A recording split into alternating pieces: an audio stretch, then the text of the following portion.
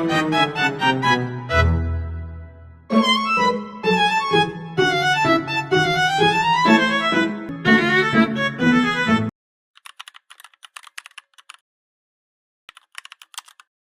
utama artikel ini adalah membahas hubungan antara lingkungan perkotaan yang mempengaruhi kesehatan sosial lansia melalui 3 dimensi utama, yaitu lingkungan fisik, lingkungan sosial, dan lingkungan kebijakan atau policy. Yang pertama, dari sisi lingkungan fisik, keberadaan third place seperti kafe, pusat komunitas, dan ruang publik lain memberikan kesempatan bagi lansia untuk berinteraksi sosial. Sementara, ruang hijau dapat memperkuat hubungan sosial dengan tetangga. Namun, kebisingan kota seringkali menjadi hambatan interaksi karena berhubungan dengan penurunan pendengaran. Sedangkan, faktor aksesibilitas dan keamanan juga sangat menentukan sejauh mana para lansia merasa nyaman untuk berpartisipasi di masyarakat. Yang kedua, dari aspek sosial. Faktor status sosial ekonomi, dukungan sosial, serta latar belakang ras dan etnis mempengaruhi sejauh mana lansia dapat terlibat dalam komunitas. Ketidaksetaraan sosial seperti diskriminasi dan kesenjangan pendapatan seringkali memperburuk risiko isolasi sosial.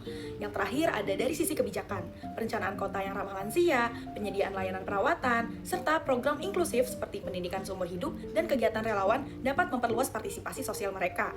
Di sisi lain, isu segregasi usia dalam hunian khusus lansia menimbulkan perdebatan karena bisa meningkatkan interaksi sesama usia, tetapi juga berpotensi membatasi keterhubungan dengan generasi lain.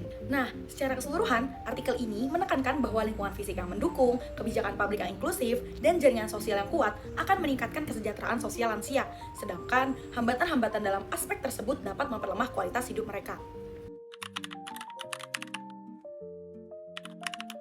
Nah, selanjutnya, artikel tersebut menjelaskan bagaimana lingkungan fisik memiliki peran yang dapat menentukan dan membentuk perilaku manusia khususnya pada lansia. Dalam artikel Urban Environment and Social Health of the Elderly telah membagi 2 kategori fitur lingkungan fisik, yakni fitur aktif dan fitur pasif. Yang pertama, ada fitur aktif lingkungan fisik.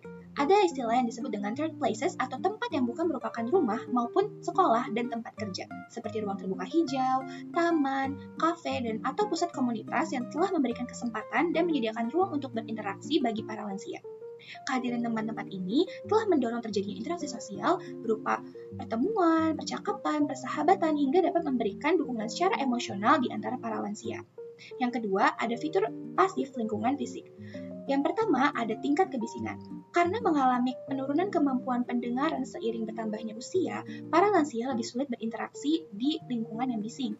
Hal ini dapat mengganggu proses pertukaran informasi yang dapat berakibat pada kualitas hidup mereka, terutama komunikasi dan interaksi sosial.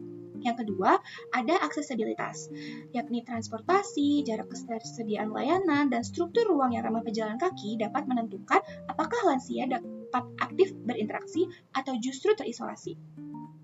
Karena kehilangan mobilitas terbukti dapat mengurangi partisipasi sosial mereka. Yang ketiga, ada keamanan. Perasaan aman ketika beraktivitas di luar rumah juga dapat mempengaruhi bagaimana lansia berinteraksi. Ketakutan terhadap kejahatan dapat membuat mereka menarik diri dari kehidupan sosial. Artikel ini menekankan bahwa perilaku lansia bukan hanya dipengaruhi oleh faktor internal seperti usia dan juga kesehatan, tapi juga oleh dukungan maupun hambatan dari lingkungan fisik. Jika lingkungan itu mendukung, seperti dari aksesibilitas yang baik, lingkungan yang aman, ruang terbuka, dan juga tersedia, maka lansia akan lebih berperilaku aktif, seperti keluar rumah, baik itu melakukan aktivitas olahraga, ataupun bersosialisasi dengan orang-orang. Tetapi sebaliknya, jika lingkungan itu tidak mendukung, seperti dari banyaknya bising suara, baik itu dari kendaraan atau pekerjaan, akses yang terbatas, transportasi, fasilitas umum, ataupun infrastruktur yang tidak layak, maka itu akan mempengaruhi perilaku lansia yang cenderung menyusut, terisolasi, dan bahkan bisa membuat peluang buruk menjadi depresi karena hal tersebut. Lanjut kepada teori yang menekankan pada hal ini adalah person environment fit, yang dimana itu menekankan bahwa perilaku lansia terbentuk dari keseimbangan antara kemampuan individu dengan lingkungannya, yang dimana jika semakin sesuai maka akan menjadi aktif dan mandiri. Yang kedua itu ada capability approach, bahwa lingkungan harus menyediakan kesempatan yang nyata agar nanti itu lansia dapat memilih kegiatan yang bernilai bagi hidupnya ataupun dirinya gitu. Misalnya seperti beraktivitas di taman ataupun berjalan kaki di sekitar lingkungan rumahnya gitu. Dan terus yang ketiga ada activity theory, di mana activity theory ini pun menjelaskan ataupun menegaskan bahwa kesejahteraan lansia bisa meningkat ketika mereka tetap terlibat dalam aktivitas sosial yang difasilitasi oleh ruang publik yang ramah lingkungan ataupun ramah lansia. Bisa kita simpulkan gitu ya, bahwasannya dengan demikian tuh lingkungan fisik tidak hanya membatasi dan juga mendukung mobilitas, tetapi memang membentuk perilaku sosial lansia atau usia lanjut yang dapat berpengaruh langsung gitu pada kesejahteraan lansia. Tentunya itu akan membentuk perilaku manusia di usia lanjut. Perilaku manusia di usia lanjut pun bentuk dari respon adaptif terhadap kualitas lingkungan fisik di sekitarnya.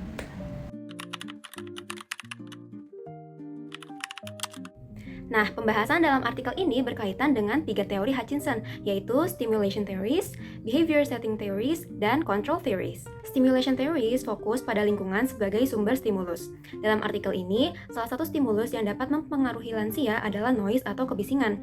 Karena pendengaran itu menurun seiring usia, lansia mungkin akan mengalami kesulitan ketika berinteraksi di lingkungan yang bising, sehingga dapat mempengaruhi interaksi sosial mereka. Behavior Setting Theories menjelaskan bahwa setiap tempat membentuk perilaku yang khas dan berbeda-beda. Nah, tempat-tempat yang disebutkan pada artikel ini membentuk perilaku yang berbeda-beda pula pada lansia. Contohnya, age segregation communities yang membuat para lansia bisa berinteraksi secara lebih leluasa. Kedua, yaitu third place, seperti taman atau tempat makan yang memberikan ruang pada lansia untuk berinteraksi lintas generasi. Dan yang ketiga, green space atau ruang terbuka hijau itu dapat menguatkan ikatan sosial antar lansia. Control theories fokus pada seberapa banyak kontrol yang dimiliki seseorang terhadap lingkungannya. Semakin sedikit kontrol yang dimiliki, maka semakin berkurang kesempatan seseorang untuk terlibat dalam kehidupan sosial. Nah, dalam artikel ini dijelaskan ketika lansia tidak memiliki aksesibilitas jalan atau transportasi, serta tidak merasakan keamanan atau safety, maka interaksi sosial mereka menjadi terbatas dan keterlibatan mereka dalam masyarakat menjadi berkurang. Yang pertama, social health. Konsep kesehatan sosial tidak hanya secara fisik, tetapi juga memperhatikan kondisi kesehatan mental. Social health mencakup kemampuan individu untuk membangun dan memelihara hubungan interpersonal, terlibat di dalam suatu komunitas, serta memiliki kehidupan sosial yang memadai. Contohnya, interaksi lansia pada kerabat ataupun keluarga dan juga lingkungan pekerjaan. Yang kedua, aging in place, penuaan di tempat tinggal sendiri. Kecenderungan lansia untuk tetap di rumah dan lingkungan mereka sendiri seiring bertambahnya usia, daripada memilih untuk pindah ke fasilitas khusus. Konsep ini menekankan pentingnya menciptakan lingkungan yang mendukung agar lansia tetap dapat mandiri dan juga terhubung secara sosial. Yang ketiga, ecological approach to health, pendekatan ekologis terhadap kesehatan. Konsep pendekatan ini melihat kesehatan individu sebagai hasil interaksi antar individu dengan lingkungan fisik, sosial, dan juga kebijakan. Lingkungan bukan hanya sebagai latar belakang, tetapi juga faktor aktif yang mempengaruhi kesehatan dan kesejahteraan. Yang keempat, push and pull framework. Melalui studi Stimson dan juga McCrea tentang proses pengambilan keputusan relokasi lansia, memberikan penjelasan bagaimana alasan lansia memutuskan untuk berpindah kepada komunitas usia lanjut. Hal ini didasari oleh faktor push, seperti isolasi sosial, rasa ketidakamanan, dan kesulitan dalam mengelola rumah. Ada pula faktor pull, seperti adanya fasilitas dan lingkungan yang lebih mendukung. Yang kelima, perceived accessibility atau aksesibilitas yang dirasakan. Pada lansia, keterbatasan kegiatan fisik, kognitif, sensorik dapat dirasakan secara signifikan dan mempengaruhi persepsi mereka terhadap suatu lingkungan. Terlepas dari kondisi objektif lingkungan tersebut, pada artikel dibahas pada bagian physical environment. Konsep ini mengingatkan kita bahwa yang terpenting dalam perencanaan inklusif bukanlah apa yang ada di dalam suatu rancangan, tetapi apa yang ada pada persepsi dan juga pengalaman dari penggunanya. Konsep yang keenam adalah policy environment atau lingkungan kebijakan. Dalam mendukung kehidupan para lansia yang dapat terus berkembang, lingkungan harus menciptakan suatu kebijakan-kebijakan yang inklusif, ramah lansia, dan juga mendukung para lansia untuk terus berkembang. Pendekatan ini juga mencakup strategi untuk meningkatkan ketersediaan layanan dan fasilitas yang dapat membantu para lansia untuk terus bersosialisasi dan berkolaborasi di lingkungan masyarakat. Yang ketujuh ada Residential Aged Care Services. Nah, di Australia itu ada suatu lembaga non-profit yang memberikan bantuan kepada lansia yang tidak memiliki atau sudah tidak bisa tinggal di rumahnya sendiri dengan cara membantu mereka pindah ke tempat tinggal yang biasanya disebut dengan desa pensiunan. Nah, bantuan ini mencakup tempat tinggal, akomodasi, sampai perawatan kesehatan yang diperlukan oleh lansia tersebut. Konsep yang kedelapan adalah Age Segregated Community atau komunitas segregasi usia, yang artinya komunitas yang terdiri dari individu dengan kondisi tertentu sehingga memiliki perbedaan atau terpisah dari kelompok usianya. Nah, artikel ini ngejelasin kalau komunitas segregasi usia pada tingkat lansia yang tinggal di desa pensiunan dapat timbul loh karena adanya perbedaan lokasi, fasilitas, akses, lingkungan sosial, sampai cara pengelolaan yang berbeda pada setiap desa atau lingkungan tempat tinggal lansianya. Kesembilan, ada 3 key elements of the social environment atau 3 kunci elemen lingkungan sosial. Yang pertama, ada hubungan interpersonal, seperti dukungan sosial dan jaringan sosial yang intinya adalah hubungan individu dengan individu lain atau kelompok lain. Yang kedua, ada ketidaksetaraan sosial seperti status atau posisi sosial ekonomi masyarakat yang berbeda-beda, perbedaan tingkat pendapatan, diskriminasi, dan kondisi-kondisi lainnya yang membedakan masyarakat satu dengan masyarakat lainnya di mata lingkungan sosial, yang bahkan kondisi ini bisa menciptakan suatu ketidakadilan atau ketidaksetaraan. Nah, kunci yang ketiga atau yang terakhir adalah karakteristik hubungan dengan tetangga atau lingkungan sekitar nih, misalnya komunitas atau kohesi sosial, yang artinya adalah suatu kekuatan pengikat atau solidaritas dalam komunitas. Terus model sosial yakni nilai, norma, kepercayaan, dan jaringan sosial, serta faktor lingkungan sosial lainnya. Konsep yang terakhir atau konsep yang 10 adalah crime prevention through environmental design atau pencegahan kejahatan melalui desain lingkungan. Nah, ini tuh adalah suatu kebijakan untuk menyediakan informasi-informasi mengenai pencegahan suatu tindak kejahatan, terus memastikan keamanan lansia. Kebijakan ini juga harus didukung agar dampak kejahatan yang ada bisa diminimalisir. Kebijakan ini juga diusahakan agar bisa mengurangi peluang terjadinya kejahatan dan meningkatkan kesadaran. Setelah membaca artikel tersebut, hal menarik yang saya temukan adalah bahwa kesehatan sosial lansia ternyata sangat dipengaruhi oleh lingkungan sekitarnya. Faktor fisik, sosial, dan kebijakan sangat berperan besar juga. Misalnya ruangan yang hijau dan transportasi publik yang ramah untuk lansia bisa meningkatkan interaksi sosial. Saya juga tertarik dengan konsep third place seperti taman atau kafe yang membantu lansia tetap aktif bersosialisasi. Artikel ini cukup menarik karena menekankan pentingnya menciptakan lingkungan yang ramah lansia melalui kebijakan dan peran pekerja sosial. Ada 3 isu yang menjadikan artikel ini relevan dengan konteks Indonesia. Yang pertama, isu lingkungan fisik, yaitu keterbatasan third place dan ruang terbuka hijau. Banyak kota di Indonesia kekurangan ruang terbuka hijau dan third place yang mudah diakses dan aman bagi lansia, seperti trotoar yang tidak terawat, minimnya bangku di ruang publik, dan taman yang tidak ramah lansia menghambat interaksi sosial mereka. Lalu, aksesibilitas dan transportasi. Banyak kota di Indonesia yang masih memiliki sistem transportasi publik yang belum mumpuni, sehingga membatasi mobilitas dan kemampuan mereka untuk bersosialisasi di luar rumah. Selain itu, lansia juga menjadi ketergantungan pada transportasi pribadi. Keadaan terburuknya lansia yang tidak memiliki kendaraan pribadi atau tidak bisa mengemudi, mereka akan cenderung melakukan isolasi diri. Selanjutnya yaitu keamanan.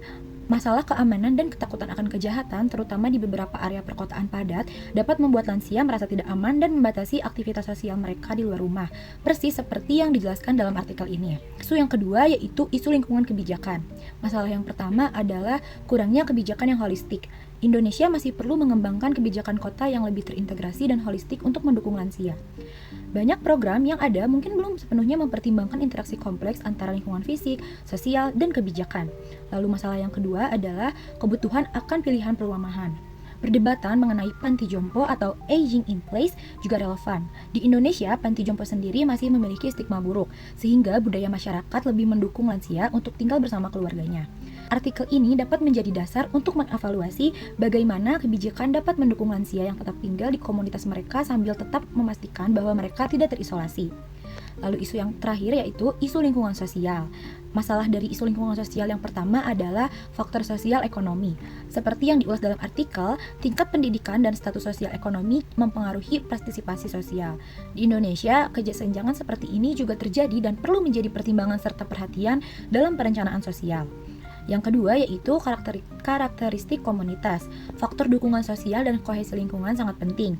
Lingkungan yang memiliki solidaritas sosial tinggi seperti komunitas berbasis RT atau RW atau kelompok pengajian dapat menjadi akses atau wadah bagi para lansia mendukung kehidupan sosial mereka. Singkatnya, isu yang dibahas dalam artikel ini adalah cerminan dari tantangan yang dihadapi oleh para perencana kota dan pembuat kebijakan di Indonesia dalam menghadapi populasi lansia yang semakin tinggi. Memahami interaksi antara lingkungan fisik, sosial, dan kebijakan sangat krusial untuk menciptakan kota yang benar-benar ramah lansia di masa depan.